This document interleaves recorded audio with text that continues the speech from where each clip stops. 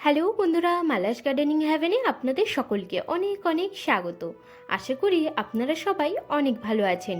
আমিও অনেক ভালো আছি, সাথে বাগানের নিত্য কাজে ব্যস্ত আছি। বন্ধুরা, আজকের ভিডিওতে আমরা দেখব হাড়গুঁড়ো, নিমখোল, শিংকুচি, অ্যাপসাম সল্ট এই সমস্ত ছাড়াও আমরা কি সুন্দর গাছ লাগাতে পারি, একটা বাগান তৈরি করতে পারি। যে কোনো ধরনের গাছ লাগাবার জন্য যে সয়েল মিক্স, তার মধ্যে কি হাড়গুঁড়ো, নিমখোল, শিংকুচি দেওয়া খুবই জরুরি। সেগুলো ছাড়া কি গাছ লাগানো সম্ভব নয়।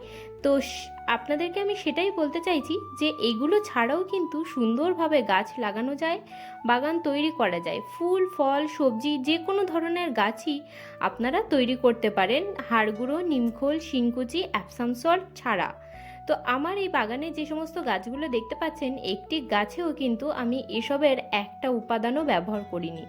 আমি যেটা বাগানের জন্য ব্যবহার করি সেটা হলো সবজির খোসা, খড় আর একদম ঘরোয়া জিনিসপত্র দিয়ে এই মিডিয়াটা আমি তৈরি করে এর মধ্যেই গাছ বসাই। তো এটা কিভাবে তৈরি করি, এই সমস্ত কিছুই আজকের ভিডিওতে আমি আপনাদেরকে দেখিয়ে দেব। খুবই সহজে আপনারা যদি বলেন তাহলে আমি বলতে পারি এটা হলো একটা কম্পোস্ট সার। তো কম্পোস্ট সারের মধ্যেই কিন্তু সমস্ত গুণাগুণ বজায় থাকে। আমরা মানুষ হয়ে যদি ভেজিটেরিয়ান হতে পারি, শুধুমাত্র শাক সবজি খেয়েই যদি বেঁচে থাকতে পারি, সুস্থ স্বাভাবিক থাকতে পারি, তাহলে গাছেদের কেন প্রয়োজন হাড়গুঁড়ো, শিংকুচি, অ্যাপসাম সল্ট? এগুলো ছাড়াও গাছেরাও কিন্তু খুব সুন্দর গ্রোথ করতে পারে, কারণ সবজির খোসার মধ্যে কিন্তু সমস্ত ধরনের গুণাগুণ দরকার, গুণাগুণগুলো গাছ পেয়ে যায় যেগুলো তার দরকার। গাছের খাবার হিসেবে আমরা যেটা ভুলেই যাই সেটা হলো কার্বন। কার্বন কিন্তু সবথেকে বেশি প্রয়োজন গাছেদের। তো কার্বনের সোর্স হিসেবে আমরা শুকনো পাতা, কাগজ, পেপারের টুকরো এ সমস্ত ব্যবহার করতে পারি। আর সবজির খোসার মধ্যে nitrogen, potassium, phosphorus, calcium, iron, copper সমস্ত নিউট্রিয়েন্ট থাকে। আর এই গ্রো ব্যাগের মধ্যে এই যে কম্পোস্ট সারটা আমি তৈরি করতে দিয়েছিলাম, এটির বয়স হলো পুরো 1.5 মাস। 1.5 মাসেই দেখুন কত সুন্দর কম্পোস্ট সার তৈরি হয়ে গেছে। নর্মালি আমরা এর মধ্যেও গাছ লাগাতে পারি, আর নয়তো এর মধ্যে 40-50% মাটি মিশিয়ে নিয়ে আমরা যে কোনো ধরনের গাছ লাগাতে পারি। সেই গাছের গ্রোথ কিন্তু খুবই সুন্দর হবে। এর মধ্যে বেশিরভাগ উপাদানই সম্পূর্ণ ডিকম্পোজ হয়ে গেছে। এখন একে একদিন একটুখানি শুকিয়ে নিতে হবে, তারপরে একে চেলে বা ডাইরেক্টলি মাটিতে ব্যবহার করা যাবে। তো এই সার আপনারা কিভাবে তৈরি করবেন চলুন এবার সেটাই দেখে নিই। সবার আগে আপনাদের এই সার তৈরি করবার জন্য যেটা প্রয়োজন হবে সেটা হচ্ছে সবজির খোসা। সবজির খোসা আপনারা যতখানি সম্ভব প্রয়োজন পড়ে একদম তাজাটাই ব্যবহার করবেন, শুকিয়ে নিয়ে কিন্তু ব্যবহার করবেন না।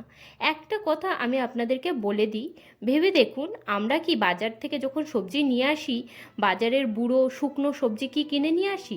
কখনো কিনি না। আমরা বাজার থেকে সব সময় তাজা সবজিটা কিনে নিয়ে এসে খেতে চাই, কারণ আমরা জানি ওটার স্বাদও যেমন ভালো হয় আর ওটাও শরীরের জন্য বেশি উপকারী। তো তাই গাছেদের জন্য কিন্তু যতখানি সম্ভব ব্যবহার করবেন তাজা সবজি। সবজি যদি আপনারা ড্রাই করে ব্যবহার করেন তার থেকে কিন্তু পুষ্টিগুণ অনেকখানি কমে যায়। তো যাই হোক, তারপরে আমরা এর মধ্যে মিশাবো শুকনো পাতা বা যা কিছু ড্রাই এলিমেন্ট। ড্রাই এলিমেন্টের মধ্যে আমরা কি ব্যবহার করতে পারি?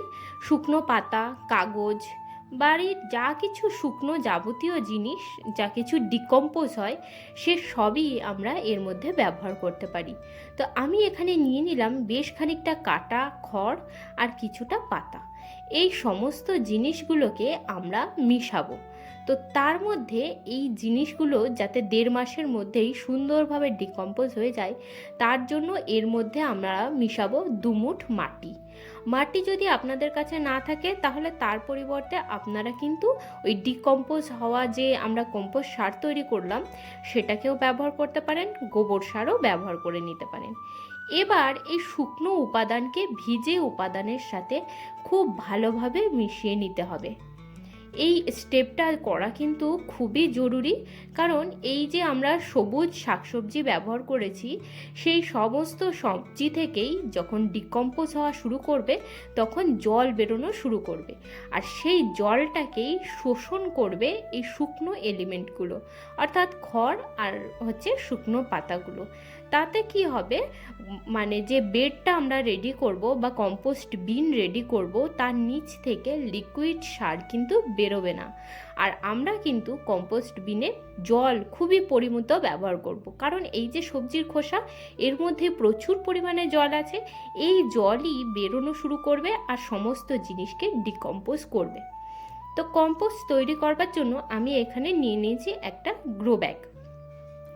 আপনারা এর পরিবর্তে যে কোনো ধরনের জিনিস ব্যবহার করতে পারেন, বালতি বা গামলা যে কোনো, বা টবও আপনারা ব্যবহার করতে পারেন। মাটির টবে কম্পোস্ট সব থেকে ভালো হয়।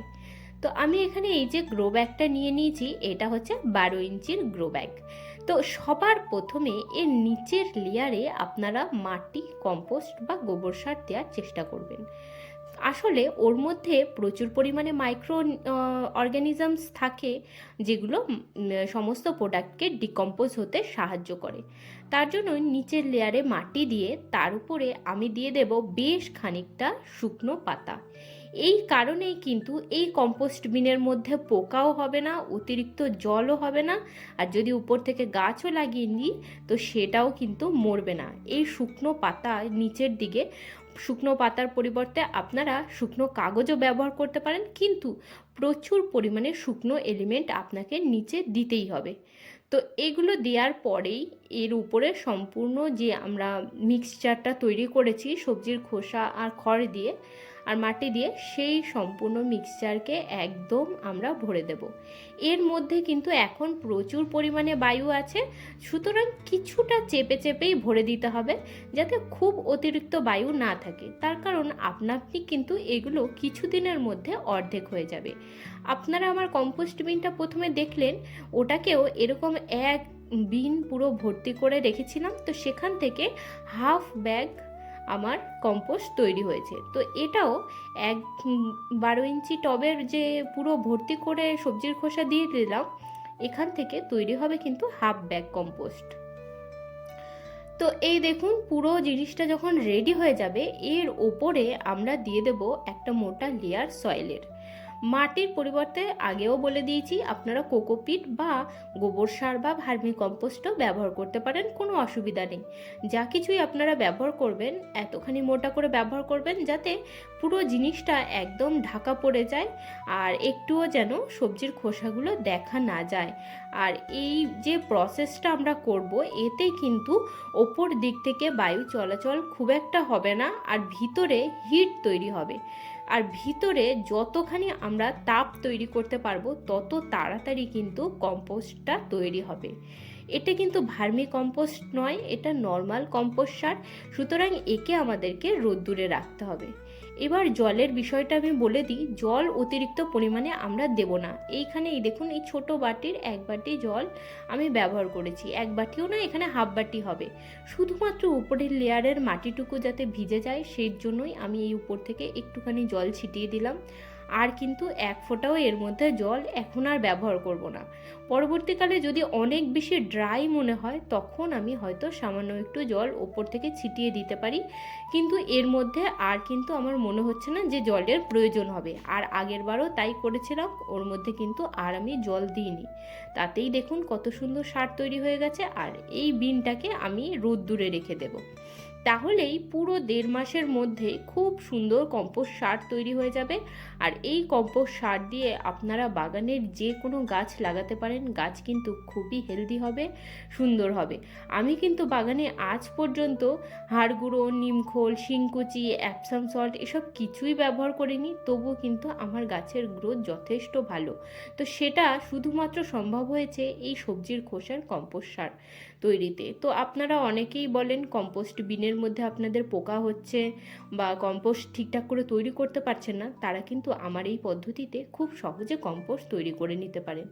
এখানে আমার একটা অ্যাডেনিয়ামের গাছ রয়েছে, দেখুন গাছটাতে কত সুন্দর ফুল হয়েছে, দেখতেও খুব সুন্দর লাগছে। অ্যাডেনিয়ামের নতুন সিজন আসছে, আর দুটো অ্যাডেনিয়ামের গাছেই কিন্তু আমার প্রচুর পরিমাণে ফুল আসা শুরু হয়ে গেছে। আর এদিকে গরমের গাছগুলো সব কাটাই ছাটাই করে রেখে দিয়েছি, সেগুলোতেও ফুল আসার জন্য আস্তে আস্তে রেডি হচ্ছে। আর জুঁই ফুলের গাছটা তো এবার খুব সুন্দর ঝোপালো হয়েছে।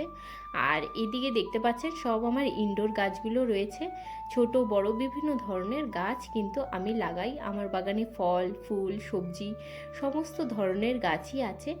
তো বন্ধুরা, আজকের ভিডিওতে আপনারা দেখলেন কিভাবে হাড়গুঁড়ো শিংকুচি অ্যাপসাম সল্ট ছাড়া একদম 1.5 মাসে ঘরোয়া পদ্ধতিতে খুব সুন্দর জৈব উন্নত মানের সার বাড়িতে আমরা তৈরি করতে পারি গাছের জন্য। তো আজকের ভিডিওটা আমি এখানেই শেষ করছি, দেখা হচ্ছে আপনাদের সাথে পরের ভিডিওতে। তো আপনারা সবাই ভালো থাকবেন, সুস্থ থাকবেন, আর ভিডিওটি যদি ভালো লাগে তবে চ্যানেলটিকে সাবস্ক্রাইব করে পাশে থাকবেন আর গাছ লাগাতে থাকবেন। গাছ লাগাবার জন্য সবসময় যে আপনাদেরকে বাইরে থেকে অনেক জিনিস কিনতে হবে তার কোনো মানে নেই, ঘরোয়া উপাদান দিয়েই খুব সহজে বাড়িতে আপনারা কিন্তু একটা ছোট্ট বাগান তৈরি করা শুরু করতে পারেন। আজকের মতন এইটুকুই, টাটা বন্ধুরা।